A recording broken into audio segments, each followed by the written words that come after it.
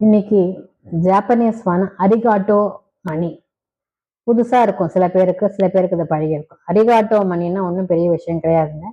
Thanks, நன்றி தமிழ்ல சொல்றதுதான். ஏன் நீங்க இது நீங்க தமிழ்ல நன்றி இல்லைன்னா நீங்க தேங்க்ஸ் சொல்லக்கூடாதான்.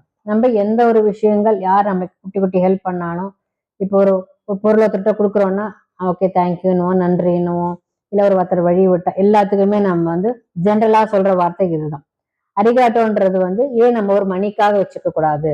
ஒரு பணங்கள் எப்பயுமே நம்ம வர்றதை எவ்வளவு சந்தோஷமா நம்ம ஏத்துக்கிறோமோ அந்த ஒரு செலவையும் நம்ம சந்தோஷமா ஏத்துக்கிறோம். அப்பதான் அந்த பிளாக்கேஜ் வரத்துக்கான பிளாக்கேஜ் நம்மளுக்கு தடைப்படாம வரும்னு சொல்லுவாங்க. மணியை பொறுத்த வரைக்கும் மனப்படம் அது மாதிரி நீங்க ஒவ்வொரு டைமும் நீங்க பணத்தை ஒருத்தருக்கு கொடுக்குறப்போ, இப்ப நிறைய பேர் எல்லாமே யூபிஐ ஆப் எல்லாம் யூஸ் பண்ணி தான் நம்ம பண்றோம் இல்லையா.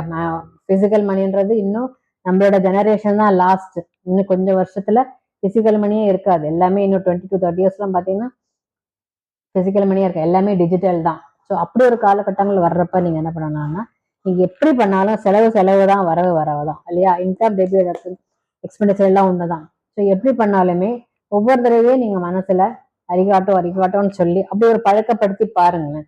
வர்றப்போ பணம் வர்றப்ப நீங்க அரிகாட்டோன்னு சொல்லுங்க, பணம் போறப்பையும் நீங்க அரிகாட்டோன்னு சொல்லி பாருங்க.